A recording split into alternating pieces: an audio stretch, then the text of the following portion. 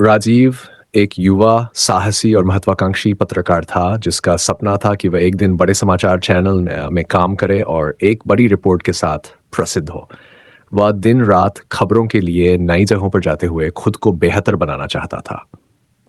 एक दिन उसे एक गाँव में स्थित एक पुरानी हवेली के बारे में जानकारी मिली, जिसे लेकर अजीब-अजीब बातें सुनने को मिलती थीं। लोग कहते थे कि वह हवेली भूतिया है, वहाँ रात को अजीब आवाज़ें आती हैं और कई लोग वहाँ से गायब हो चुके हैं। गाँव के लोग इस हवेली से डरते थे और उसके पास जाने से भी कतराते थे। राजीव के कानों में यह कहानी एक चुनौती की तरह गूंजने लगी। ये उसका सबसे बड़ा मौका हो सकता था और उसने तय किया कि वह इस हवेली पर रिपोर्टिंग करने जाएगा। वह इस रहस्य का पर्दाफाश करने का संकल्प लेता है। गांव पहुंचने पर राजीव ने सबसे पहले वहां के बुजुर्गों से हवेली के बारे में पूछा। एक पुराने आदमी ने राजीव से कहा, तुम वहां क्यों जाना चाहते हो? वो हवेली सिर्फ मौत का संदेश देती है। वहां जो भी गया वह कभी लौटकर नहीं आया। राजीव ने उसे नजरअंदाज करते हुए कहा, यह सिर्फ एक अफवाह है। मैं जाकर देखूंगा कि असल में क्या है। उसने अपने कैमरे को तैयार किया और हवेली की दिशा में चल पड़ा। हवेली का रास्ता कठिन था। गांव से दूर एक सुनसान जंगल के बीच स्थित थी। रास्ते में हर कदम के साथ हवेली का रहस्य और भी गहरा होता गया। राजीव को महसूस हुआ कि हवेली के पास आते ही वातावरण बदलने लगा है। आसपास का माहौल एक अजीब सी खामोशी से भर गया था और हवा में ठंडक बढ़ने लगी। अंततः राजीव हवेली के पास पहुंच ही गया। ये एक बड़ी, पुरानी और टूटी फूटी हवेली थी। उसकी दीवारें कटी फटी और दरवाजे बंद थे। आसपास की घनी झाड़ियों और पेड़ों ने हवेली को और भी डरावना बना दिया था। हवेली की खिड़कियों से धूल भरी हुई थी और दीवारों पर पुराने समय के निशान साफ नजर आ रहे थे। राजीव ने गहरी सांस ली और हवेली के अंदर जाने का निश्चय किया। वह जानता था कि यह सफर आसान नहीं होगा, लेकिन अपने करियर के लिए उसे यह कदम उठाना जरूरी था। जैसे ही वह हवेली के अंदर कदम रखता है, उसे एक अजीब सी ठंडक महसूस होती है। हवा में एक मध्यम सी गंध फैली हुई थी, जैसे किसी पुरानी, बंद और सड़ी हुई जगह से आ रही हो। राजीव ने अपने कैमरे को चालू किया और उसकी लाइट्स के साथ हवेली के अंधेरे को चीरते हुए अंदर कदम रखा। हवेली की संरचना बहुत जटिल थी। बड़ी बड़ी सीढ़ियां, बंद दरवाजे और हर कोने में अंधेरा था। वह धीरे धीरे कदम बढ़ाता गया, हर कमरे को खोलता गया, लेकिन सब जगह खामोशी थी। हालांकि उसकी नजरें चौंक गई जब उसने एक दीवार पर खून के धब्बे देखे। यहाँ तक कि जब एक कमरे में प्रवेश करता है तो उसके कानों में अचानक से एक खौफनाक आवाज आती है। वह रुककर चारों ओर देखता है, लेकिन कुछ नजर नहीं आता। उसकी धड़कनें तेज हो जाती हैं और वह सोचता है, क्या यह सब सिर्फ डर का परिणाम है या यहाँ सचमुच कुछ और है। राजीव को महसूस होने लगता है कि हवेली में कुछ तो है जो उसे अपने आगमन के कारण चेतावनी दे रहा है। क्या यह सिर्फ उसकी कल्पना है या सच में कुछ अजीब घटनाएं घटने वाली हैं? यह कहानी बस शुरू हुई है और राजीव के सामने जो खौफनाक घटनाएं आने वाली हैं, वे उसकी समझ और साहस दोनों की परीक्षा लेने वाली है। राजीव अब हवेली के अंदर पूरी तरह प्रवेश कर चुका था। चारों ओर गहराता अंधकार और पुरानी लकड़ियों की चिरचिराती आवाजें वातावरण को और भी डरावना बना रही थीं। उसके कदम धीरे धीरे फर्श पर गूंजते हुए आगे बढ़ रहे थे और हर बार ऐसा लगता मानो कोई उसकी हर हरकत पर नजर रख रहा हो। उसने तय किया कि वह हवेली की पहली मंजिल पर जाकर किसी एक कमरे में डेरा जमाएगा। वह धीरे धीरे सीढ़ियां चढ़ता है। सीढ़ियों की लकड़ी बुरी तरह जर्जर हो चुकी थी और हर कदम पर चरमराहट सी आती थी, जैसे वे गिरने वाली हों। ऊपर पहुंचते ही राजीव को एक बड़ा हॉल दिखा, धूल और मकड़ी के जालों से भरा हुआ, और बीचों बीच एक पुरानी झूमर लटक रही थी जो हिल रही थी, जबकि कोई हवा नहीं चल रही थी। हवा नहीं है, फिर ये क्यों हिल रही है? राजीव के मन में डर की पहली सीढ़ी चढ़ चुकी थी। उसने कैमरा चालू किया और हॉल का वीडियो बनाना शुरू कर दिया। तभी उसकी नजर एक बंद दरवाजे पर गई। दरवाजे पर खरोंच के निशान थे, जैसे किसी ने अंदर से बाहर निकलने की कोशिश की हो। वह थोड़ी देर तक सोचता रहा, फिर साहस जुटाकर दरवाजा खोला। कमरे में घुप अंधेरा था। उसने अपनी टॉर्च निकाली और जैसे ही लाइट चमकाई, सामने की दीवार पर कुछ लिखा हुआ दिखा, यहाँ मत आओ, ये उसकी जागने की जगह है। राजीव ठिठक गया। दिल की धड़कनें तेज होने लगीं। उसने जल्दी से कमरे की एक एक चीज को देखना शुरू किया। कुछ पुराने बक्से, एक टूटी चारपाई और दीवार पर राजा और रानी की एक धुंधली सी पेंटिंग थी। उस पेंटिंग की आंखें उसे घूरती हुई महसूस हो रही थीं। उसे कुछ असहज लगने लगा।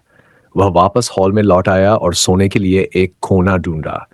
कैमरा अब भी रिकॉर्डिंग कर रहा था। उसने एक पुराना गद्दा झाड़ा और उस पर बैठ गया। रात के लगभग 8 बजे का समय होगा। अचानक कैमरे की लाइट छपकने लगी। राजीव ने उठकर देखा। कैमरे की स्क्रीन पर कोई सफेद परछाई थी, जैसे कोई महिला सफेद साड़ी में लंबे खुले बालों के साथ खड़ी हो। लेकिन जैसे ही वह पीछे मुड़ा, वहां कोई नहीं था। ये कैसे हो सकता है? मैंने तो देखा। वो बड़बड़ाने लगा। उसे समझ नहीं आ रहा था कि यह उसका भ्रम है या सचमुच कुछ अजीब घट रहा है।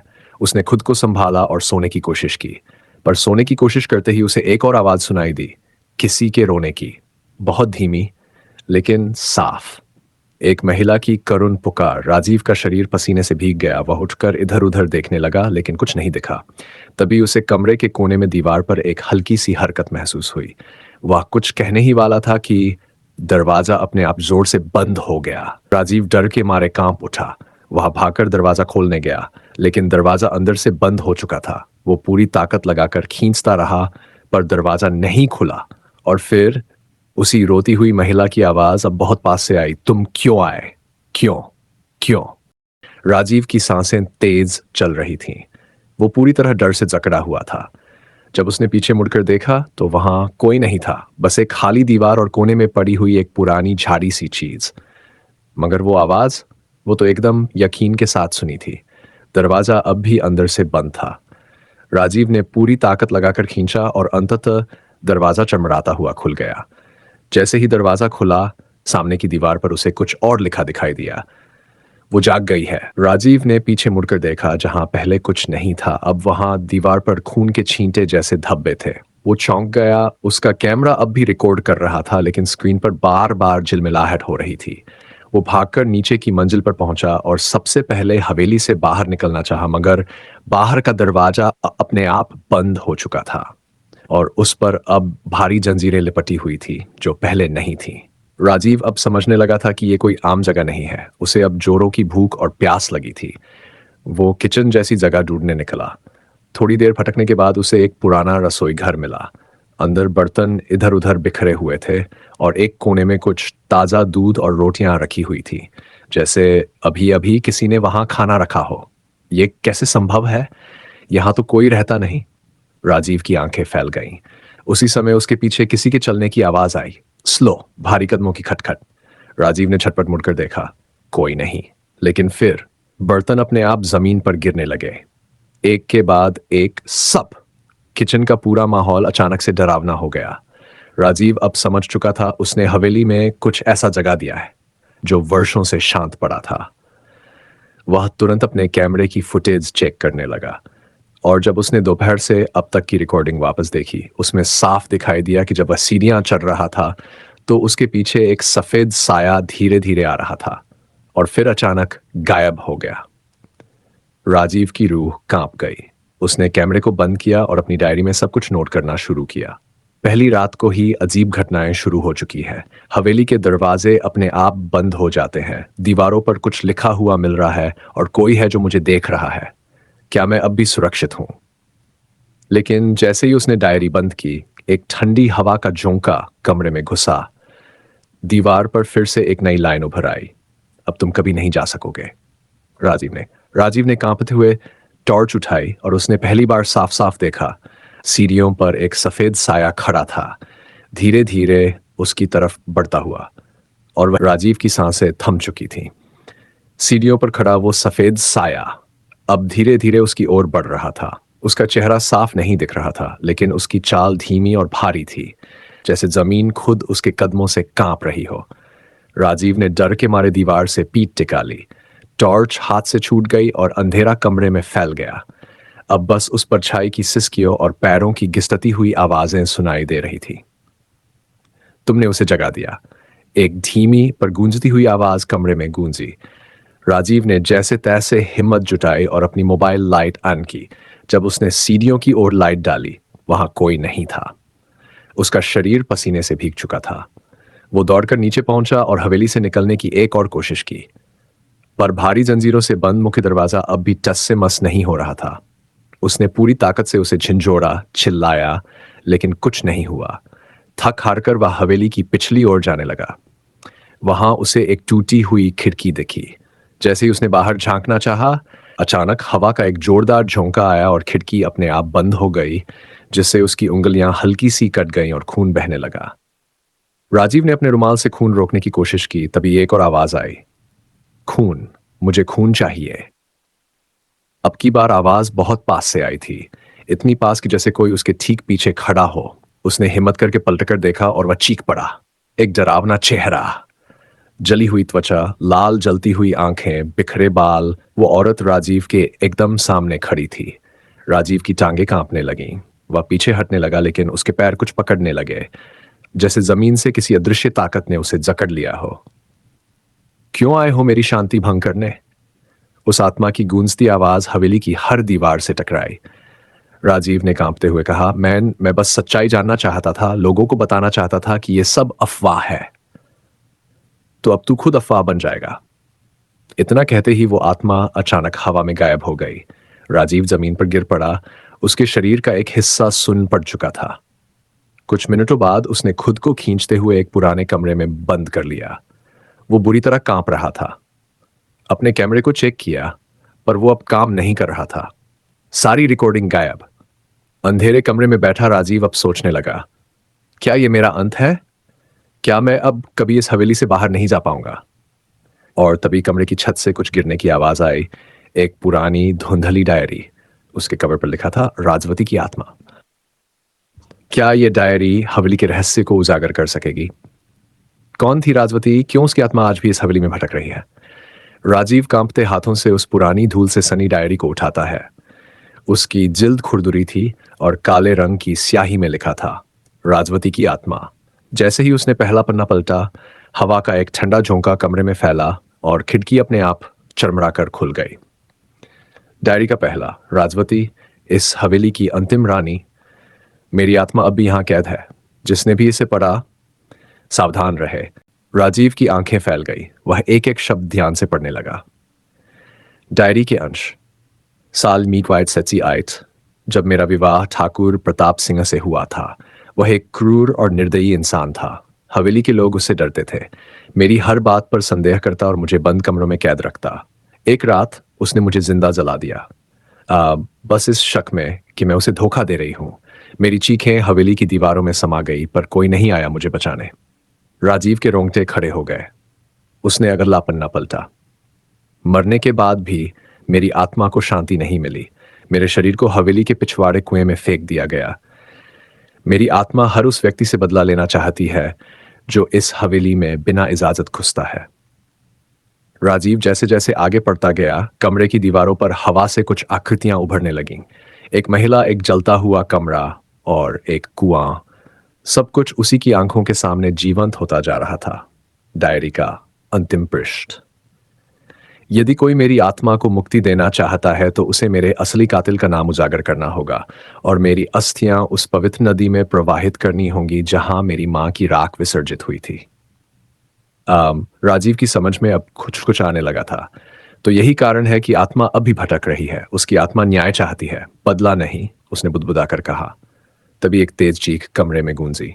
तू मुक्ति दिला पाएगा? राजीव ने घबराकर पीछे देखा और पहली बार राजवती की आत्मा पूरी तरह उसके सामने प्रकट हुई। जलती हुई आंखें, अधजला चेहरा, लेकिन उस चेहरे में एक दर्द साफ झलक रहा था। राजीव के मुंह से आवाज तक नहीं निकली। आत्मा आगे बढ़कर बोली, अगर तू झूठा निकला तो तेरा अंत मेरी तरह भयानक होगा। और वह हवा में विलीन हो गई। राजीव अब कांपते हुए सोच रहा था, क्या मैं इसे सच में मुक्ति दिला सकता हूं? क्या मुझे कातिल की पहचान और उसकी अस्थियां मिलेंगी? अब उसकी खोज की दिशा बदल चुकी थी, डर से न्याय की ओर। राजीव अब तक डर के साये में था, लेकिन अब उसके भीतर एक नई जिज्ञासा और साहस जाग चुका था, राजवती को मुक्ति दिलाने का। सुबह होने लगी थी, मगर हवेली के भीतर अब भी अंधेरा पसरा हुआ था, जैसे समय ने यहां रुकने की कसम खा ली हो। राजीव ने डायरी को एक थैले में रखा और कैमरे को फिर से चालू करने की कोशिश की। जैसे ही कैमरा ऑन हुआ, स्क्रीन पर धुंधली परछाइयां झलकने लगीं। वो समझ गया कि आत्माएं अब हर कदम पर नजर रखे हुए हैं। अब उसकी अगली मंजिल थी पिछवाड़े का कुआं। वो हवेली के पिछले हिस्से की ओर बढ़ा। यहाँ घास बहुत उगाई थी और जगह जगह झाड़ियां थीं, मगर बीच में एक टूटा फूटा सा कुआं दिखा। उसके किनारे पर लाल रंग के निशान अब भी मौजूद थे। राजीव जैसे ही कुएं के पास पहुंचा, एक ठंडी हवा का झोंका उसे जोर से धक्का देता है और वह जमीन पर गिर जाता है। तभी कुएं से किसी औरत की चीखें आने लगती हैं, मुझे बाहर निकालो, मैं अब भी जिंदा हूं। राजीव सन्न रह गया। वो उठकर कुएं के पास गया और नीचे झांकने लगा। कुएं में कुछ नजर नहीं आ रहा था, बस अंधकार था और गूंजती हुई चीखें। उसे डायरी की आखिरी लाइन याद आई, मेरी अस्थियां अब भी इसी कुएं में हैं। राजीव ने पास की लकड़ी से नीचे टटोलने की कोशिश की, लेकिन कुएं का तल बहुत गहरा था। वो जल्दी जल्दी हवेली के अंदर गया और एक पुरानी रस्सी और बाल्टी ढूंढ लाया। उसे एक पुरानी लोहे की बाल्टी मिली जिस पर जंग लगी थी, लेकिन रस्सी मजबूत थी। उसने बाल्टी को कुएं में डाला और धीरे धीरे उसे नीचे छोड़ने लगा। कुछ देर बाद उसे बाल्टी भारी लगी, जैसे कुछ उसमें आ गया हो।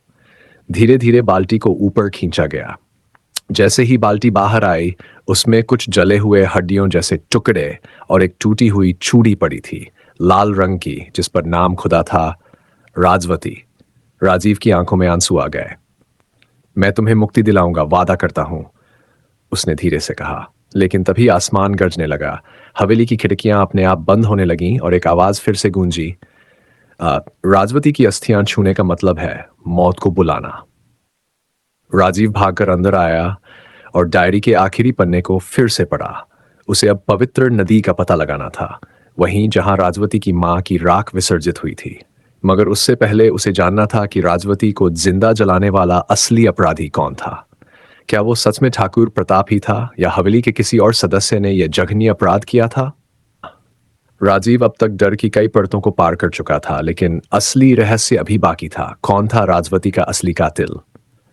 डायरी में सिर्फ ठाकुर प्रताप का जिक्र था, पर सब कुछ उतना सीधा नहीं लग रहा था। हवेली के माहौल में कुछ और भी छिपा हुआ था, कुछ ऐसा जो दिख नहीं रहा था मगर महसूस हो रहा था। राजीव ने तय किया कि अब वह हवेली के पुराने तहखाने में जाएगा, जिसके बारे में गांव वालों ने कहा था कि ठाकुर प्रताप वहां तंत्र मंत्र और अपने काले कारनामे करता था। हवेली के एक टूटे फूटे गलियारे में उसे एक लोहे का दरवाजा मिला, जिसके बाहर जंजीर लटक रही थी। राजीव ने बड़ी मुश्किल से उसे खोला। अंदर घना अंधेरा था, एक घुटन भरी हवा, दीवारों पर पुराने खून के धब्बे और जमीन पर तांत्रिक चिन्ह बने हुए थे। तहखाने के कोने में एक पुराना संदूक रखा था। राजीव ने उसे खोला तो उसमें पुराने दस्तावेज, खून से सने कपड़े और एक पुरानी तस्वीर मिली, जिसमें ठाकुर प्रताप एक अजीब से पंडित के साथ खड़ा था। उसके चेहरे पर एक अजीब मुस्कान थी और उसके पीछे राजवती खड़ी थी, डरी हुई, सहमी हुई। लेकिन सबसे चौंकाने वाली बात यह थी, तस्वीर के पीछे कुछ लिखा था। राजवती नहीं मानी तो जलाना पड़ा। अब आत्मा भटके, मुझे फर्क नहीं, मैं तो अमर हो चुका हूं। राजीव समझ गया कि ठाकुर प्रताप ने खुद अपनी आत्मा को बचाने के लिए तांत्रिक बलिदान किया था और राजवती को जिंदा जला दिया। उसी वक्त तहखाने की दीवारों से एक गूंजती हुई आवाज आई, मैं अमर हूं, तू मेरी कब्र खोदने आया है। दीवारों से धुआं निकलने लगा और अचानक एक काली आकृति प्रकट हुई, ठाकुर प्रताप की आत्मा। उसका चेहरा विकृत था, आंखें अंगारे जैसी जल रही थी और शरीर से भाप निकल रही थी। राजवती झूठ बोलती है, मैंने उसे जिंदा नहीं जलाया, वो खुद गई थी उस कुएं में। ठाकुर प्रताप की आत्मा चीखती है। राजीव चिल्लाया, तू झूठ बोल रहा है, सबूत मेरे पास है। और उसने डायरी और तस्वीर को सामने फेंका। अचानक हवेली की दीवारें कांपने लगीं। ठाकुर प्रताप की आत्मा चिल्लाने लगी, नहीं, ये उजागर नहीं होना चाहिए, मैं अमर हूं। राजीव ने हिम्मत जुटाकर एक लोहे की छड़ी उठाई और तस्वीर पर बने तांत्रिक चिन्ह को मिटा दिया। ठाकुर प्रताप की आत्मा अर्पने लगी, उसकी चीखें पूरी हवेली में गूंजने लगीं। तूने मुझे बांध दिया, तूने मेरी शक्ति छीन ली। कहते हुए वो आत्मा आग के एक गुबार में बदलकर जल गई।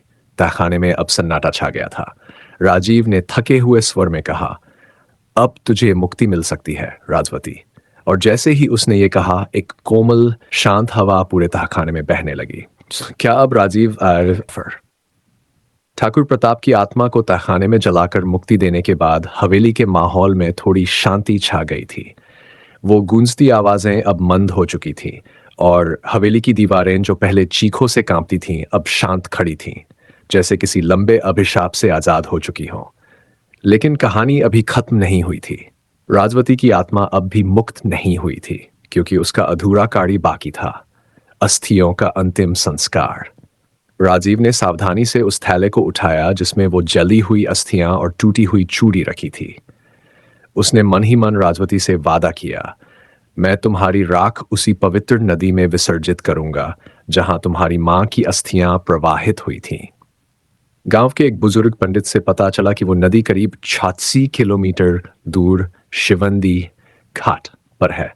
वो घाट सदियों से पवित्र माना जाता है और कहा जाता है कि वहां आत्माओं को मोक्ष मिलता है। राजीव ने एक जीप किराए पर ली और सुबह सुबह निकल पड़ा। रास्ता सुनसान और डरावना था। जंगलों से होते हुए सूनी पगडंडियों पर उसकी जीप धीरे धीरे आगे बढ़ रही थी। बीच बीच में हवाएं तेज चलने लगती, पेड़ अपने आप हिलते और कभी कभी उसे लगता कि कोई उसकी जीप का पीछा कर रहा है। लेकिन जैसे ही वह जीप से शिवंदी घाट के पास पहुंचा, सब कुछ शांत हो गया, जैसे कोई उसे इस जगह तक लाने के लिए खुद रुका हो। नदी के किनारे पहुंचकर राजीव ने वस्तियां निकाली और घाट की सीढ़ियों पर बैठ गया। उसने वहां का एक पंडित बुलाया और विधि विधान से पूजा आरंभ की। पूजन के दौरान पंडित ने कहा, ये आत्मा बहुत कष्ट में थी, अब इसे मुक्ति मिलेगी। राजीव ने जब अस्थियां नदी में प्रवाहित की तो हवा एकदम थम गई। आसमान के बादल हट गए और एक मधुर सी घंटियों जैसी आवाज हवा में गूंजी, मुझे मुक्ति मिल गई। यह आवाज सिर्फ राजीव ने सुनी और फिर एक पल के लिए नदी के ऊपर एक शांत और सुंदर स्त्री की परछाई दिखाई दी, मुस्कुराती हुई, और फिर धीरे धीरे हवा में विलीन हो गई। राजवती अब मुक्त हो चुकी थी।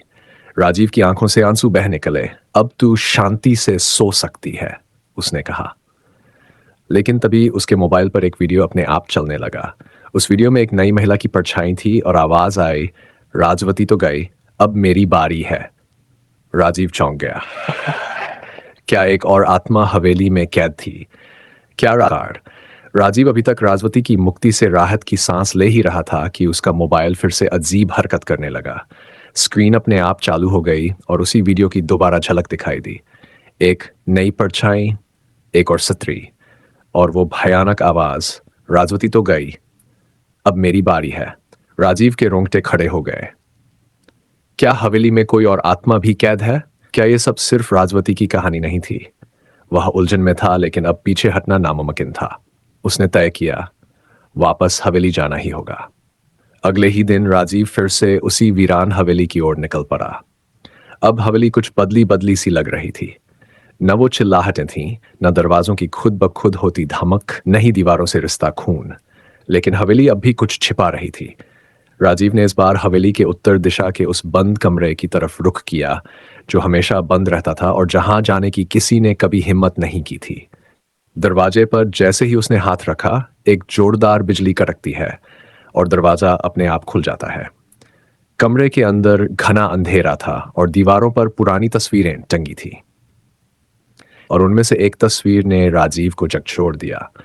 वो तस्वीर थी एक सुंदर महिला की जिसके नीचे लिखा था, शुभांगी देवी, ठाकुर प्रताप की पहली पत्नी। राजीव को झटका लगा। डायरी में कभी इस महिला का नाम नहीं था। वो सोच में डूब गया। क्या राजवती सिर्फ एक मोहरा थी? असली राज तो इस शुभांगी देवी से जुड़ा है। जैसे ही उसने तस्वीर को हाथ लगाया, कमरे की सारी मोमबत्तियां अपने आप जल उठीं। कमरे के बीच में धुआं बनकर एक औरत की आत्मा प्रकट हुई। सफेद साड़ी, बिखरे बाल और सूनापन लिए चेहरा। मैं शुभांगी हूं। मुझे मेरे पति ने जिंदा दीवार में चिनवा दिया था ताकि वो दूसरी शादी कर सके। राजीव सन रह गया। राजवती को उन्होंने जिंदा जलाया, मुझे दीवार में दफनाया और दुनिया को यही बताया कि हम दोनों मर चुकी हैं प्राकृतिक मौत से। शुभांगी की आत्मा अब रो रही थी, मुझे भी मुक्ति चाहिए। मेरी हड्डियां अभी हवेली की उत्तरी दीवार में छुपी हैं। राजीव ने पूछा, मैं कैसे तुम्हें मुक्ति दूं? मेरे अवशेष निकालो और जहां मेरी शादी हुई थी उस शिव मंदिर में उन्हें रख दो, तभी मुझे शांति मिलेगी। राजीव ने वादा किया, मैं तुम्हारा काम पूरा करूंगा। लेकिन तभी दीवार से एक भयानक छाया बाहर निकली, ठाकुर प्रताप की परछाई। शुभांगी को मुक्ति नहीं मिल सकती, उसकी आत्मा मेरी गुलाम है। कमरा हिलने लगा और राजीव को दीवार की ओर धक्का लगा, लेकिन उसने हिम्मत नहीं हारी और तेजी से कमरे से बाहर भागा। अब उसके सामने थी एक नई चुनौती, शुभांगी देवी के अवशेष खोजकर उन्हें शिव मंदिर में रखना। लेकिन क्या ठाकुर प्रताप की आत्मा उसे रोक पाएगी? हवेली की उस भूतिया रात के बाद राजीव की नींद गायब हो गई थी। हाँ, हर ओर उसे अब शुभांगी देवी की सिसकियां और ठाकुर प्रताप की गूंजती आवाजें सुनाई देने लगी थी। उसने फैसला किया अब वो शुभांगी को भी मुक्ति दिलाएगा, जैसे उसने राजवती को दी थी। लेकिन इस बार राह और कठिन थी, क्योंकि उसका सामना अब ठाकुर प्रताप की आत्मा से बार बार होने वाला था। राजीव ने एक मजदूर को साथ लिया और हवेली के उस उत्तर दिशा के कमरे की दीवार को तोड़ना शुरू किया, जहां शुभांगी को दीवार में जिंदा चिनवाया गया था। जैसे ही दीवार की ईंटें गिरने लगीं, अंदर से सरांद भरी हवा बाहर आने लगी। मिट्टी के नीचे से हड्डियों का एक ढांचा मिला, जिसके साथ एक टूटा हुआ कंगन और एक लाल चुनरी थी, जैसे शुभांगी की पहचान। राजीव ने उस मजदूर को वहीं से लौटा दिया, क्योंकि उसे अब अकेले ही ये काम पूरा करना था। उसने हड्डियां एक सफेद कपड़े में बांधी और सीधे निकल पड़ा उसी पुराने शिव मंदिर की ओर, जहां शुभांगी देवी की शादी ठाकुर प्रताप से हुई थी। रास्ते भर अजीब घटनाएं होती रहीं। घने जंगलों में उसकी गाड़ी अपने आप बंद हो गई। सामने एक पेड़ पर किसी औरत की लटकी हुई परछाई दिखी। हवा में कोई बुदबुदाता रहा, मत ले जा, मत ले जा। लेकिन राजीव रुका नहीं। अंततः वो शिव मंदिर पहुंचा, एक वीरान टूटी फूटी सी जगह जहां अब कोई नहीं आता था। लेकिन जैसे ही उसने वहां पांव रखा, मंदिर की घंटियां अपने आप बज उठीं, जैसे कोई शुभांगी देवी की आत्मा उसके आने की प्रतीक्षा कर रही थी। राजीव ने वहां हड्डियां रखी, पूजा की और एक आखिरी बार कहा, तुम अब आजाद हो शुभांगी, अब तुम्हारी आत्मा मुक्त है। अचानक मंदिर के भीतर एक सफेद रोशनी फैली और हवा में एक धीमी मुस्कान गूंजी। धन्यवाद। राजीव ने पीछे मुड़कर देखा। मंदिर की सीढ़ियों पर शुभांगी देवी की आत्मा खड़ी थी। उसका चेहरा अब शांत था, आंखों में करुणा थी और उसके हाथ आशीर्वाद में उठे हुए थे। फिर वो आत्मा रोशनी में बदलकर ऊपर की ओर उड़ गई, एक दिव्य प्रकाश की ओर। पर जैसे ही वो दृश्य समाप्त हुआ, आकाश में फिर से अंधेरा छा गया। हवा कांपने लगी और एक नई गूंज सुनाई दी, अब मेरी बारी है। राजीव हक्का बक्का रह गया। अब कौन? शुभांगी देवी की आत्मा को मुक्ति दिलाने के बाद राजीव को लगा था कि अब सब खत्म हो जाएगा। लेकिन शिव मंदिर की सीढ़ियों पर सुनाई दी वो नई आवाज, अब मेरी बारी है। उसकी रूह को फिर से हिला गई। राजीव के जहन में अब एक ही सवाल था, आखिर और कौन है इस हवेली के अतीत में जो आज भी भटक रहा है? वो फिर से हवेली लौटा, इस बार अपने साथ एक पुरानी गांव की बुजुर्ग महिला शांता दादी को लेकर, जो भी ठाकुर प्रताप की हवेली में नौकरानी रही थी। शांता दादी कांपती आवाज में बोली, बाबूजी, सब जानना चाहते हो तो एक राज और है। ठाकुर प्रताप की एक नौकरानी थी, गंगो। मासूम थी, भोली थी, ठाकुर ने उसे भी नहीं छोड़ा। राजीव हैरान रह गया। गंगो, उसके बारे में तो कहीं कुछ लिखा ही नहीं था। शांता दादी की आंखों से आंसू बह निकले, क्योंकि उसकी मौत को राज बना दिया गया था। किसी को नहीं पता चला कि वो कहाँ गई, पर मैंने देखा था बाबूजी, एक रात ठाकुर उसे ले गया था खाने में और फिर वो कभी नहीं दिखी। अब राजीव के लिए सब कुछ साफ होने लगा। ठाकुर प्रताप ने सिर्फ अपनी पत्नियों को नहीं, बल्कि मासूम नौकरानी गंगो को भी अपना शिकार बनाया था। वो सीधा तहखाने में गया, उस कोने में जहां दीवार के पास एक पुरानी लोहे की अलमारी जड़ी थी। बड़ी मुश्किल से जब उसने उसे खोला तो अंदर मिला एक पुराना दुपट्टा, एक टूटा चूड़ा और एक झूलते हुए बालों का गुच्छा। राजीव ने जैसे ही वो दुपट्टा उठाया, एक तेज सिसकी गूंजी, मैं गंगो हूं। एक धुंधली परछाई प्रकट हुई, कमजोर, डरी हुई, सहमी हुई। गंगो की आत्मा फूट फूट कर रो रही थी। मैंने कभी किसी से बुरा नहीं किया, फिर भी मुझे तहखाने में जिंदा गाड़ दिया गया, बस इसलिए क्योंकि मैंने ठाकुर की गंदी मंशा को ठुकरा दिया था। राजीव की आंखें नम हो गई। तू मुझे भी मुक्ति देगा? मुझे मेरी माँ के गांव में ले चलो बाबूजी, वही मेरी आत्मा को सुकून मिलेगा।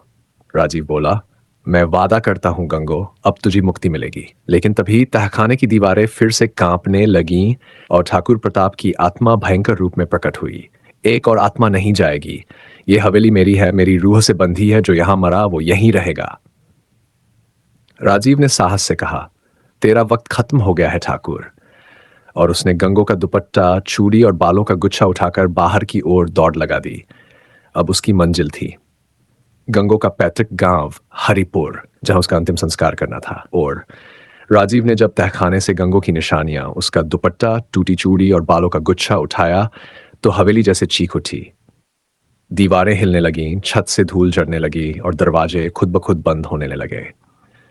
ठाकुर प्रताप की आत्मा ने हवा में गूंजती आवाज में धमकाया, अगर गंगो को लेकर गया तो तेरा अंत यहीं होगा। लेकिन अब राजीव डरने वालों में से नहीं था। उसने हाथ में गंगो की निशानियां पकड़ी और हवेली के उस भयानक माहौल को चीरते हुए बाहर निकल पड़ा, सीधा गंगो के पैतृक गांव हरिपुर की ओर। हरिपुर, जो कि हवेली से करीब 60 किलोमीटर दूर एक छोटा सा पहाड़ी खवदी गांव था। यह के लोग वो भोली लड़की जो अचानक गायब हो गई थी। उसकी गाड़ी अचानक बीच जंगल में बंद हो गई। पीछे से किसी औरत के रोने की आवाज आई। कभी सामने धुंध में गंगो की परछाई दिखती तो कभी ठाकुर की भयानक हंसी गूंजती। राजीव ने एक साधु बाबा को रास्ते में देखा जो चुपचाप उसके पास आए और बोले, जिसे तू लेकर जा रहा है वो शुद्ध आत्मा है, पर पीछे जो पड़ा है वो अब नरक का राक्षस बन चुका है। एक आखिरी लड़ाई होगी, तैयार रहो। राजीव ने सिर झुकाया, मैं पीछे नहीं हटूंगा। हरिपुर पहुंचते ही राजीव ने गांव के मंदिर के पुजारी से मुलाकात की। उसने सब कुछ बताया, गंगो की हत्या, हवेली की आत्माओं की कहानियां और अब उसके पास जो बची हुई निशानियां थीं। पुजारी ने गांव के लोगों को बुलाया। गांव के बुजुर्गों ने मिलकर पुराने पीपल के पेड़ के नीचे एक चबूतरा तैयार किया जहां गंगो की निशानियां रखी गई। वहां दीपक जलाए गए, मंत्रोच्चार शुरू हुआ और गांव की सभी महिलाओं ने मिलकर गंगो के लिए विधिवत अंतिम संस्कार किया। जैसे ही अंतिम मंत्र खत्म हुआ, हवा शांत हो गई। आकाश में फैले काले बादल हटने लगे और तभी एक मधुर सी आवाज गूंजी, राजीव बाबू, अब मुझे शांति मिल गई। एक उजली रोशनी आसमान से उतरी और गंगो की आत्मा मुस्कुराते हुए दिखाई दी। पहले डर से कांपती गंगो अब शांत, सुंदर और सजीव लग रही थी। आपने मेरा अधूरा जीवन पूरा कर दिया, मेरी आत्मा अब मुक्त है। राजीव की आंखों में आंसू आ गए। गंगो की आत्मा एक आखिरी बार मंदिर की ओर देखती है, हाथ जोड़ती है और फिर रोशनी में विलीन हो जाती है।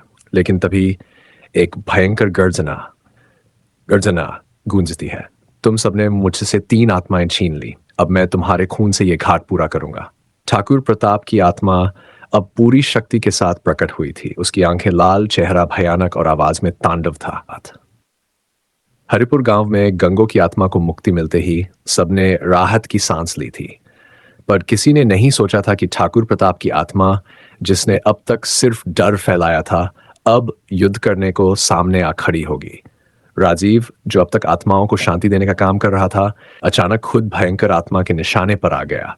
गांव के मंदिर में जैसे ही सबने गंगो की आत्मा को विदा किया, तभी तेज आंधी चली और आसमान में काले बादल गहराने लगे।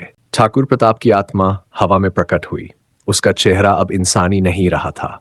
आंखों से आग निकल रही थी और चारों ओर धुएं जैसी काली छाया फैल चुकी थी। राजीव, तूने मेरी हवेली को अपवित्र किया, मेरी औरतों को छीन लिया। अब तेरा शरीर और आत्मा दोनों मेरे होंगे। राजीव ने पीछे पुजारी की ओर देखा और कहा, अब ये सिर्फ मेरा संघर्ष नहीं है, ये हर उस आत्मा की लड़ाई है जिसे तूने सताया। पुजारी ने मंत्र पढ़ने शुरू किए और गांव वालों ने मंदिर के चारों ओर पवित्र पर दीपक जलाकर एक सुरक्षा चक्र बना दिया। ठाकुर प्रताप गर्जा, इन मंत्रों से मुझे कोई फर्क नहीं पड़ता। और उसने एक जलता हुआ पेड़ राजीव की ओर फेंका। राजीव बाल बाल बचा, लेकिन उसके हाथ जल गए। तभी एक चमत्कार हुआ। हवेली में मारी गई तीनों आत्माएं, राजवती, शुभांगी और गंगो, रोशनी के रूप में आकाश में प्रकट हो गई। उनके चेहरे शांत और शक्तिशाली लग रहे थे। राजवती बोली, अब ये तेरा अंत है ठाकुर। जिसे तूने प्यार के नाम पर मारा, वही तुझे अब शांति देगा, पर हमेशा के लिए। गंगो बोली, तेरी हवेली, तेरा पाप अब राख बनने वाला है। तीनों आत्माएं एक तेज प्रकाश में बदल गई और सीधे ठाकुर प्रताप की आत्मा पर धावा बोल दिया। ठाकुर चीख उठा, नहीं, मैं अमर हूं। उसकी आत्मा धुएं में बदलने लगी, शरीर हवा में फड़फड़ाया और फिर एक जोरदार धमाके के साथ सब कुछ शांत हो गया। कुछ देर तक हवा भी रुक गई। राजीव बेहोश होकर मंदिर की सीढ़ियों पर गिर पड़ा। राजीव की आंखें खुली तो सूरज चमक रहा था। हवेली की ओर देखा, अब वहां से धुएं की कोई लकीर नहीं उठ रही थी। शांति थी, सचमुच की शांति। ठाकुर प्रताप की आत्मा को नष्ट हुए 3 दिन हो चुके थे। हरिपुर गांव में अब सब कुछ सामान्य हो गया था।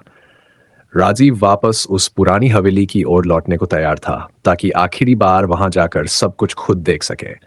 लेकिन जब वो हवेली पहुंचा तो उसे कुछ अजीब सा महसूस हुआ। दरवाजा अपने आप खुल गया था और हवेली के अंदर अब भी एक ठंडी भारी हवा बह रही थी। राजीव ने खुद से कहा, अगर सब खत्म हो चुका है तो ये ठंडक क्यों है, ये सन्नाटा क्यों है? वो सीधा तहखाने की ओर गया जहां ठाकुर की आत्मा ने सबसे ज्यादा पाप किए थे। वहां अब भी वो पुरानी दीवारें, लोहे की जंजीरें और वो काली किताब मौजूद थी जिसमें हवेली का सारा इतिहास लिखा गया था। राजीव ने किताब उठाई और उसके आखिरी पन्ने पलटे। तब जाकर उसे पता चला हवेली में एक और आत्मा थी जिसे किसी ने कभी याद नहीं किया। ठाकुर का नौकर। किताब में लिखा था, रामदीन वो पहला इंसान था जिसने ठाकुर प्रताप के पापों को देखा लेकिन डर के मारे चुप रहा, और जब एक दिन उसने सच्चाई उजागर करने की कोशिश की, ठाकुर ने उसे भी तहखाने में जिंदा गाड़ दिया। उसकी आत्मा आज भी दीवारों में कैद है, गूंगी लेकिन रोती हुई। राजीव कांप उठा। तभी पीछे से एक धीमी आवाज आई, बचाओ। वो मुड़ा। कोई नहीं था, लेकिन दीवार से कुछ टपक रहा था, खून। राजीव ने जमीन से एक लोहे का औजार उठाया और दीवार की ईंटें धीरे धीरे निकालने लगा। कुछ मिनट बाद अंदर से एक कंकाल दिखाई दिया, अंजीरों में जकड़ा हुआ। उसके बगल में एक लकड़ी की पट्टी पर कुछ लिखा था, मैं रामदीन हूं, मैंने देखा था सब कुछ और उसी की सजा मिली। राजीव की आंखें भर आईं। मैं तुम्हारी आत्मा को भी मुक्ति दिलाऊंगा रामदीन। उसने कंकाल को बाहर निकाला और पूरी विधि के साथ अंतिम संस्कार किया। गांव के पुजारी ने फिर एक बार मंत्र पढ़े और इस बार अंतिम बार हवेली के बाहर एक दीप जलाया गया, आत्माओं के नाम। जैसे ही दीप जलाया गया, हवेली की छत से एक कबूतर उड़कर आसमान की ओर गया, मानो हवेली की आत्मा भी अब उड़ चली हो। राजीव, सब खत्म हुआ। अब हवेली को सुकून मिला है। लेकिन जैसे ही वो जाने लगा, हवेली की छत पर एक काली परछाई खड़ी थी। उसके होंठ हिले। अब ये हवेली मेरी है। कौन है ये नई परछाई? क्या कोई नई शक्ति अब हवेली पर काबिज हो चुकी है, या ये कोई और राज है? राजीव जब तहखाने से रामदीन की आत्मा को मुक्ति दिलाकर हवेली से बाहर निकला तो उसे लगा कि अब सब कुछ खत्म हो गया है। लेकिन वो नहीं जानता था कि एक नई परछाई हवेली की छत पर खड़ी उसे जाते हुए देख रही थी। वो परछाई कोई और नहीं बल्कि ठाकुर प्रताप की सौतेली बेटी कैलाशी की आत्मा थी। किसी को कुछ नहीं पता था। कैलाशी, जो हवेली में कभी किसी को दिखाई नहीं दी लेकिन ठाकुर के पापों की चुपचाप गवाह थी, वो जिंदा थी पर नहीं थी। गांव में एक बूढ़ी औरत जिसे सब चाची कहते थे राजीव से मिलने आई और वो, बेटा तूने सबको शांति दी पर एक को भूल गया। राजीव चौंक गया। किसकी बात कर रही हैं आप? चाची ने कांपती आवाज में बताया, ठाकुर की एक बेटी थी, सौतेली। जब उसकी मां की मौत हुई तब वो सिर्फ 7 साल की थी। ठाकुर उसे पागल कहकर हवेली के सबसे ऊपर वाले कमरे में बंद कर देता था। वो वहीं मरी, तड़प तड़प के। राजीव के रोंगटे खड़े हो गए। उसका नाम? कैलाश। अब राजीव को एक बार फिर हवेली में लौटना पड़ा, पर इस बार उसका सामना किसी पिशाचिनी, किसी तामसी आत्मा से नहीं, बल्कि एक टूटे हुए मन की बदले की आग से होना था। हवेली का ऊपरी कमरा जो सालों से बंद था अब खुल चुका था, और वहां दीवारों पर एक ही बात खुरची गई थी, पापा मुझे प्यार क्यों नहीं करते थे? कमरे की फर्श पर एक पुराना गुड़िया पड़ा था जिसकी आंखें निकली हुई थी, और तभी पीछे से एक मासूम सी आवाज आई, तुम मेरे पापा जैसे दिखते हो। राजीव मुड़ा। एक छोटी बच्ची करीब 7-8 साल की एक कोने में बैठी थी। चेहरा मासूम पर आंखों में गहराई तक उतर जाने वाला खालीपन था। तुम मुझे ले जाओगे ना? मैं अब अकेली नहीं रहना चाहती। राजीव ने हाथ बढ़ाया। हाँ कैलाशी, मैं तुम्हें वहां ले जाऊंगा जहां तुम्हें प्यार मिलेगा। पर जैसे ही उसने उसका हाथ थामा, पूरा कमरा हिलने लगा। तुम झूठे हो, सब झूठे हैं, पापा भी, मां भी, सबने मुझे छोड़ दिया। कैलाशी की शक्ल पल भर में बदल गई। उसकी आंखों से खून बहने लगा, चेहरा विकृत हो गया और बाल हवा में उड़ने लगे। राजीव ने जल्दी से पुजारी को बुलाया। अब एक नया युद्ध शुरू हो चुका था, पर यह आत्मा मासूम थी और टूटी हुई भी। पुजारी ने कहा, इसे शक्ति से नहीं प्रेम से मुक्त करना होगा। राजीव ने अपनी हथेली में वही पुरानी गुड़िया उठाई और कैलाशी को दिखाते हुए बोला, मैं पापा नहीं हूं, लेकिन तुम्हारा दोस्त जरूर बन सकता हूं। एक पल को हवा थमी। कैलाशी की आंखें भर आईं। गुड़िया की ओर बढ़ी और उसके हाथ लगते ही धीरे धीरे उसकी आत्मा प्रकाश में बदल गई। धन्यवाद भैया। और कैलाशी की आत्मा हवेली से निकलकर आसमान में विलीन हो गई। अब हवेली पूरी तरह खाली थी, सभी आत्माएं मुक्त, सभी अधूरी कहानियां पूरी। पर जैसे ही राजीव ने हवेली का दरवाजा बंद किया, एक पुराना आईना हल्का सा कांपा और उसमें एक और चेहरा झलक गया।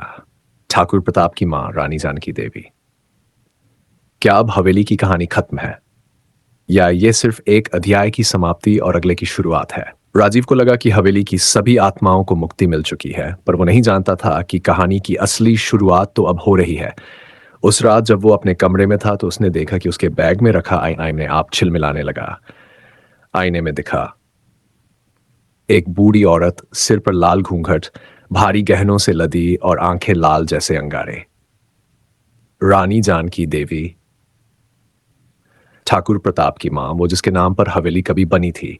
राजीव ठिठ गया। रानी की आवाज आई, मैंने इस हवेली को बनाया था और अब तू इसे शुद्ध कर रहा है। राजीव बोला, तुम्हारा बेटा राक्षस था रानी, उसने औरतों को मारा, आत्माओं को कैद किया, हवेली को नरक बना दिया।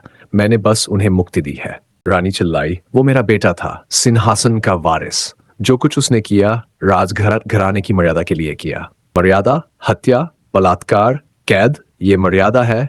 आईने की दरारें गहराने लगीं। रानी का चेहरा अब और डरावना हो चुका था। अब मैं खुद लौटूंगी। हवेली पर सिर्फ मेरा हक है। जिसने मेरा नाम मिटाने की कोशिश की, उसका सर्वनाश होगा। राजीव समझ गया, ये आत्मा सिर्फ पिशाचिनी नहीं, बल्कि एक अभिमानी रानी की अपवित्र आत्मा थी जो अपने नाम और वर्चस्व की रक्षा के लिए पूरे गांव को खा सकती थी। अगले ही दिन गांव के एक कुएं से काली धुआं उठने लगी। गाय भैंसें भागने लगी, बच्चे बीमार पड़ने लगे और हर औरत के माथे पर बिंदी अपने आप गायब हो गई, जैसे किसी शक्ति ने उनकी पहचान छीन ली हो। पंडित बोले, रानी जानकी देवी का शाप अब पूरे गांव पर है। वो देवी नहीं, डायन बन चुकी है। राजीव ने तय किया, अब वक्त है कि हवेली के सबसे पुराने कक्ष में जाकर सच का सामना किया जाए। वो कक्ष जहां रानी पूजा किया करती थी, जहां उसने अपने बेटे को नरबली देना सिखाया था। राजीव वहां पहुंचा। दीवारों पर लाल स्याही से लिखा था, जो मेरी पूजा नहीं करेगा उसका कुल नष्ट होगा। और वहां एक पुरानी मूर्ति रखी, एक औरत की मूर्ति जिसके 4 हाथों में तलवार, त्रिशूल, खंजर और एक मानव खोपड़ी थी। वो देवी नहीं थी, वो रक्तकाली थी, तांत्रिकों की देवी जिसे रानी जानकी देवी पूजती थी। अब राजीव को समझ आ गया, यह सिर्फ आत्मा नहीं, एक तांत्रिक शक्ति का खेल था। रात को 12 बजे रानी जानकी देवी की आत्मा पूरी शक्ति के साथ प्रकट हुई। अब उसका शरीर धुएं से बना हुआ था और वो हवेली को निगलने के लिए तैयार थी। राजीव ने उस पर सत्य का शस्त्र चलाया, उसकी असलियत, उसका पाप सब उजागर किया। तू मां नहीं, तू शाप है, तेरे अभिमान ने तुझे राक्षसी बना दिया। राजीव ने मंदिर के दीपक से अग्नि उठाकर हवेली के केंद्र में रखा, जहां रानी की शक्ति सबसे ज्यादा थी। और जैसे ही मंत्रों के साथ अग्नि तेज हुई, रानी जानकी देवी की आत्मा जलती हुई चीख पड़ी, नहीं, मैं अमर हूं, मेरी शक्ति। धुएं का गुबार हवेली से उठकर आकाश में समा गया। सूरज उगा। गांव में पहली बार में डर के सुबह हुई। हवेली शांत थी। राजीव मंदिर की सीढ़ियों पर बैठा था, थका हुआ लेकिन संतुष्ट। पर क्या ये अंत है, या कहीं हवेली की नींव में दबी कोई और कहानी इंतजार कर रही है? रानी जानकी देवी की आत्मा को शांत हुए अब 1 हफ्ता हो चुका था। गांव में शांति लौट आई थी। राजीव भी अब घर वापसी की तैयारी में था, लेकिन हवेली की तरफ जाने वाली पगडंडी पर काम कर रहे मजदूरों को कुछ अजीब मिला। हवेली की नींव के नीचे से एक लोहे का छोटा संदूक निकला। मजदूरों ने वो संदूक राजीव तक पहुंचाया। राजीव ने जैसे ही संदूक खोला, उसमें एक पुरानी डायरी, एक इंसानी नाखून से खुरची हुई मूर्ति और एक खून से सनी तस्वीर मिली। तस्वीर में रानी जानकी देवी, ठाकुर प्रताप और एक अजनबी लड़की थी। राजीव चौंक गया। ये लड़की कौन है? डायरी को खोलते ही उस पर खून से लिखा था, जिस दिन मेरे पेट से बेटी पैदा हुई उसी दिन मेरी मौत तय हो गई थी। ठाकुर को बेटे की चाह थी, उसने मेरी बच्ची को जिंदा दीवार में चुनवा दिया, लेकिन वो मरकर भी नहीं मरी। रुक्मिणी। राजीव की रूह कांप उठी। ये रुक्मिणी कौन थी? क्या रानी जानकी देवी की बहू? और वो बच्ची, क्या वो भी हवेली के किसी कोने में दफन थी? अब हवेली फिर एक बार रहस्यों से घिर गई थी। राजीव ने तय किया, अब मैं हवेली की नींव खुदाई करवाकर ये राज सामने लाऊंगा। खुदाई शुरू हुई। 3 दिन तक मिट्टी और पत्थर निकाले गए। चौथे दिन जमीन के नीचे एक छोटा सा कमरा मिला, बिना दरवाजे के। उस कमरे की दीवारें अंदर से खुरची गई थीं, जैसे कोई जिंदा इंसान उसे तोड़ने की कोशिश कर रहा हो। दीवारों पर बच्ची के हाथों से लिखा था, माँ मुझे क्यों छोड़ा, कुछ नहीं किया। और कमरे के बीच में मिली एक छोटी हड्डियों की गठरी, साथ में एक पायल। राजीव ने सब समझ लिया, ये वही बच्ची थी, रुक्मिणी और ठाकुर प्रताप की बेटी, जिसे औरत होने की सजा में जिंदा दीवार में चुनवा दिया गया था। राजीव ने बच्ची के अवशेषों का विधिपूर्वक अंतिम संस्कार करवाया। गांव की सभी महिलाओं ने मिलकर उस दिन एक छोटी बच्ची की आत्मा के लिए दीप जलाया, और तभी एक हल्की सी हवा चली और हवेली की ओर से एक हंसी की मासूम आवाज आई। हवेली ने एक और आत्मा को विदा किया। अब वो जगह सिर्फ वीरान नहीं थी, अब वहां शांति बसने लगी थी। लेकिन उसी रात हवेली के पुराने कमरे में रखनी जानकी देवी की आंखों से खून टपकने लगा। दीवार पर अपने आप लिखा गया, जिसने मेरा खून बहाया है, अब उसका लहू मेरी हवेली को तृप्त करेगा। क्या रानी की शक्ति फिर लौटेगी? क्या हवेली वाकई कभी शुद्ध हो सकती है, या कोई और राज अभी बाकी है? राजीव को लगा था कि हवेली अब शांत हो चुकी है। रानी जानकी देवी, ठाकुर प्रताप, रुक्मिणी की बेटी, सबको मुक्ति मिल चुकी थी। पर वो नहीं जानता था कि हवेली को शांति नहीं, खून की प्यास लगी थी। उस रात जब हवेली में लगी मूर्ति की आंखों से खून टपका, गांव में अजीब घटनाएं होने लगीं। पहली घटना, गांव के पुजारी की अचानक मौत हो गई। चेहरे पर डर का ऐसा भाव था जैसे उन्होंने कुछ अकल्पनीय देखा हो। दूसरी घटना, गांव के कुएं का पानी लाल हो गया, खून जैसा गारा। तीसरी घटना, गांव की औरतों के हाथों की चूड़ियां अपने आप टूटने लगीं। गांव के बुजुर्गों ने कहा, हवेली फिर से जाग चुकी है, अब वो खून मांग रही है। राजीव ने फिर से हवेली का रुख किया। वो पुरानी मूर्तिकाली अब पूरी तरह काली हो चुकी थी और उसकी आंखों से लगातार खून बह रहा था। दीवारों पर लिखा था, मेरे कुल की औरतें मिटा दी गई, अब हर औरत से बदला लूंगी। राजीव चिल्लाया, तू रानी थी या राक्षसी? तेरे पापों का अंत कर दिया, फिर भी चैन नहीं। और तभी मूर्ति के सामने खड़ी एक परछाई बोली, मैं वो हूं जिसे तू मिटा नहीं सकता। मैं कुल देवी नहीं, अब कुल संहारणी बन चुकी हूं। रानी जानकी देवी की आत्मा फिर लौट आई थी, अब और भी शक्तिशाली, क्योंकि अब वो सिर्फ आत्मा नहीं, तांत्रिक बल और राक्षसी पीड़ा का संगम बन चुकी थी। गांव में औरतों की आत्माएं धीरे धीरे गायब होने लगीं।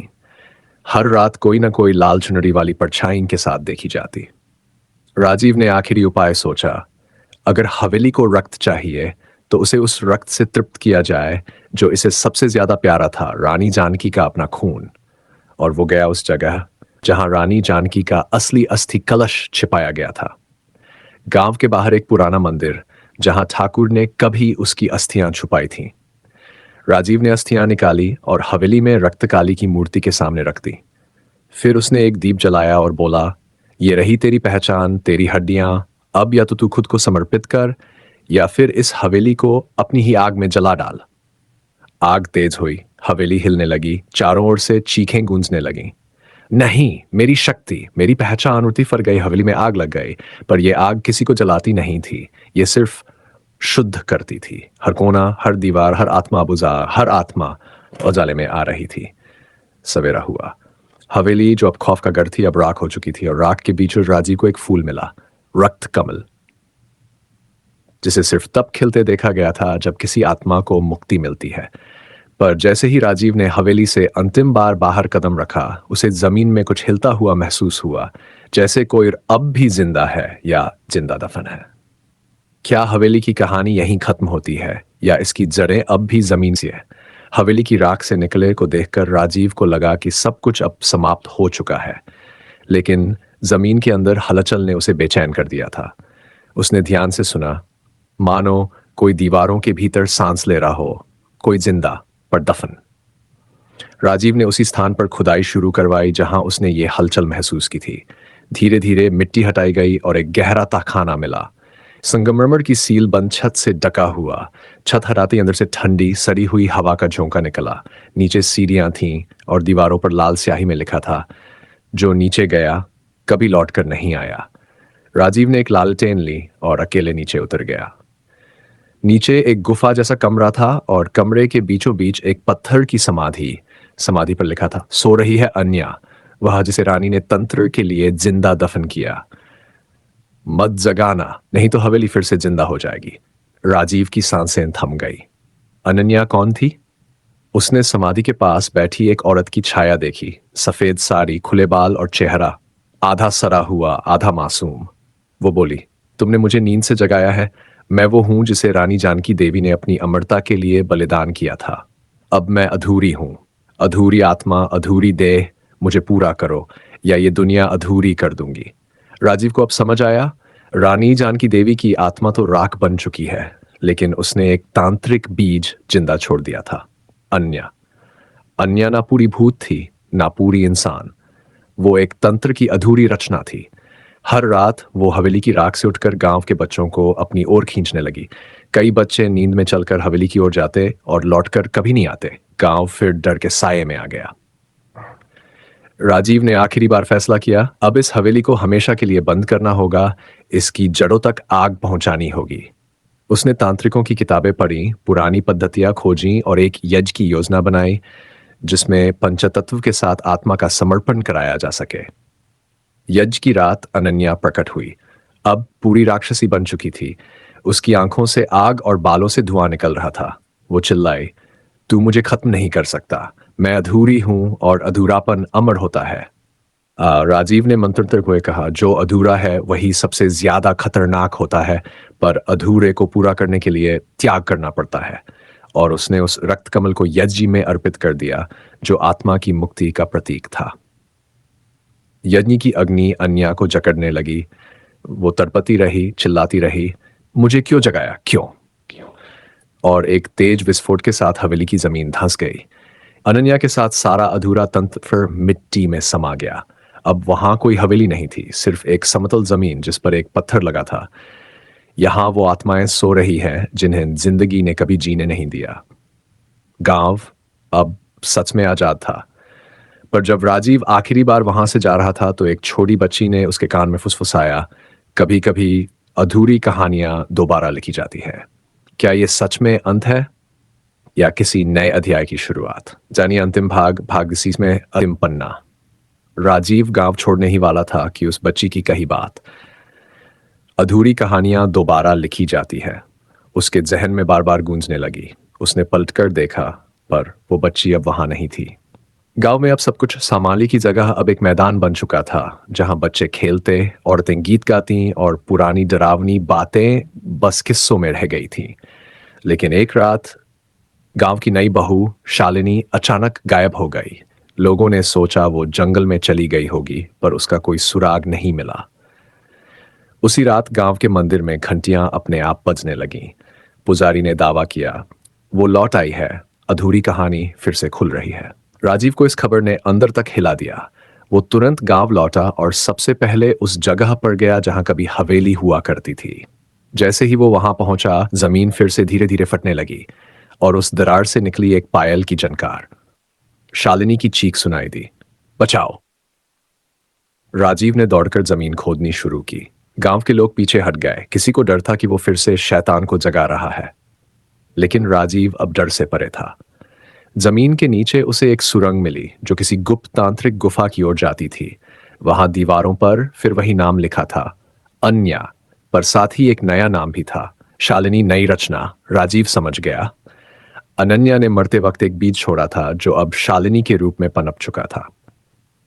गुफा के बीचों बीच शालिनी हवा में तैर रही थी। उसकी आंखें सफेद थी और चेहरे पर हंसी, पर वो हंसी इंसानी नहीं थी। अब मैं अधूरी नहीं, अब मैं पूरी हूं और अमर हूं। राजीव ने उसका नाम लिया, शालिनी। एक पल को उसकी आंखों में इंसानियत लौटी। वो बोली, बचाओ मुझे, मुझे अनन्या ने अपने अंदर कैद कर लिया है। राजीव ने आखिरी तांत्रिक मंत्र का प्रयोग किया जो उसने एक साधु से सीखा था, पर जिसको बोलने का अर्थ था अपनी आत्मा का बलिदान। उसने आंखें बंद की, मंत्र पढ़ा और अपनी हथेली काटकर मंत्र चक्र पर टपकाया। जमीन कांपी। शालिनी जोर से चिल्लाई, नहीं, तू नहीं। एक तेज उजाला फैला और सब कुछ शांत हो गया। सुबह जब गांव वाले वहां पहुंचे, उन्हें जमीन पर सिर्फ एक खाली पायल, एक कटी हुई माला और एक पुराना पन्ना मिला जिस पर लिखा था, हर डरावनी कहानी का अंत जरूरी नहीं, कभी कभी वो सिर्फ एक नई शुरुआत होती है। राजीव कभी नहीं लौटा। पर अब गांव में कभी कोई डरावनी घटना नहीं हुई। लोग कहते हैं राजीव ने आखिरी पन्ना लिखा और फिर खुद उस कहानी में समा गया। अब हवेली नहीं है, पर गांव के बच्चे जब झूला झूलते हैं तो अक्सर हवा में एक आवाज आती है, एक और कहानी शुरू करने का समय आ गया है।